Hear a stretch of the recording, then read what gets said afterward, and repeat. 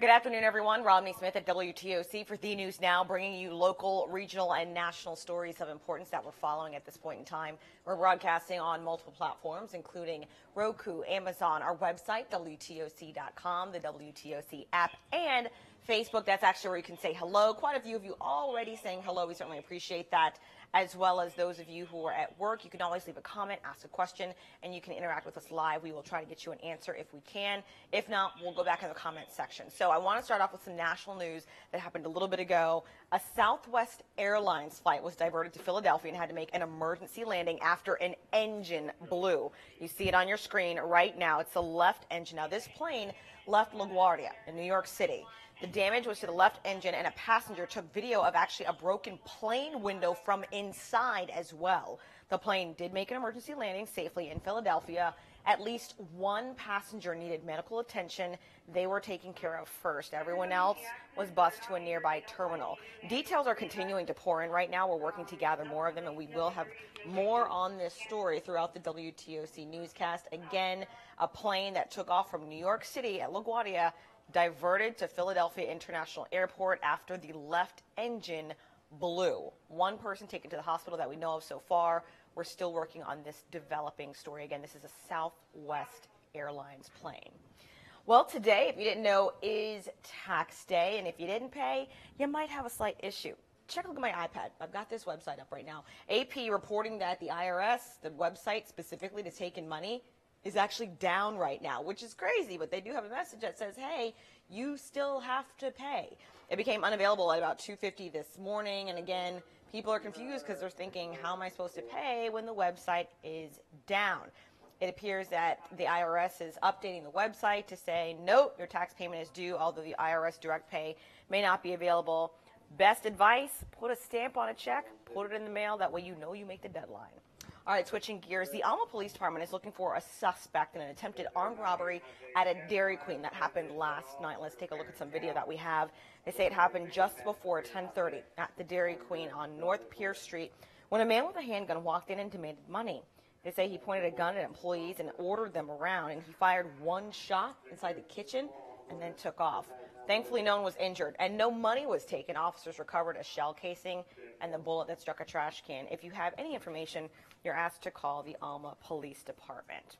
Well, tonight you actually have an opportunity to learn more about the people running for the Savannah-Chatham County Public School Board. The election is coming up in May, and there are several seats up for grabs. Zach Logan reports. When it comes to running for a school board that made headlines last year for being part of a Sachs investigation, a school board that has to deal with several failing schools as well as approve a multi-million-dollar budget, these questions are going to be anything but generic. The election is set for Tuesday, May 22nd. There are 4 district seats up for grabs and 2 candidates running for each seat except for one, the District 4 seat. All 7 candidates are expected to be at Tuesday's forum, which will mark the first time they will all be under the same roof for a public discussion. Candidates will answer questions formed by Georgia Southern University's College of Education and other faculty. I asked those in charge of tonight's forum about some of the topics that could be discussed. Listen to what one professor had to say. Expect questions dealing with everything from budget priorities to how the board functions to the policy making. There's been a lot of disagreements amongst some of the board members about recent policies, and certainly those candidates will be asked about their views on those topics. Tonight's forum will begin at 6 at the Armstrong Center off Abercorn. You are welcome to attend. Georgia Southern will host a second forum next week for the candidates facing off to be the Savannah-Chatham School Board president. And for more information about tonight's forum as well as next week's forum, we have all of that information for you on our website, WTOC.com. In Savannah, Zach Logan, WTOC News. Now, speaking of getting to know candidates better, keep in mind you have to be registered to vote if you would like to participate in that. And you have 1 week left to register to vote in Georgia for the primary election.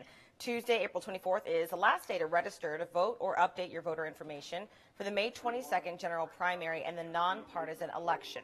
So you can do so online if you go to WTOC.com. Basically, go to our homepage, which is WTOC.com, and then you see some little tabs at the very top of the page.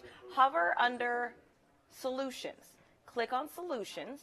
under solutions, you'll see the main story has a thing that says vote here. 1 week left to register. Click on that. We'll take you right to where you need to go to make sure you're registered to vote in the primary. WTOC giving you solutions and just taking care of you, making sure you know exactly where to go. I want to go back to my iPad for just a second because we actually have some interesting breaking news. Starbucks, you know, they've been embroiled in that video that went viral, just coming out that they will close more than 8,000 stores in the United States on May 29th to conduct racial bias education for employees. Pretty interesting. Now, keep in mind that was in response to the 2 black men in Philadelphia at a store who were arrested and told to leave because they were not paying customers. All Starbucks do not have the exact same requirements. However, some stores do require you to be a paying customer to wait.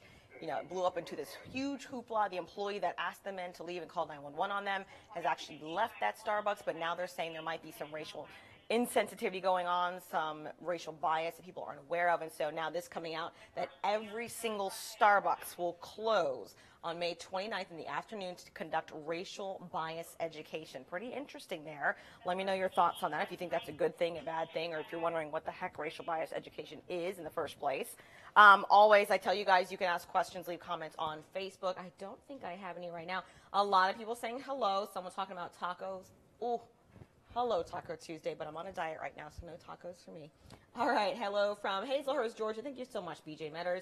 Hello from Duval, my girl Janet, who is a faithful watcher, even though she lives down in Jacksonville, which is the market that I moved here from. Hey, Janet, guess what? Today is the 17th. You know what that means? I've actually been at WTOC for 6 months now. So I thank you guys, those of you who have been here daily for the News Now, testing out our new digital platform where we're bringing you local news, regional and national news at times on our digital platforms. We certainly appreciate you guys sticking around, interacting with us. It really means a lot to us that you depend on WTOC for your source for news in Southeast Georgia and the Low Country. That's all we have for now. We have another one coming up at 3 p.m. I will see you back here then.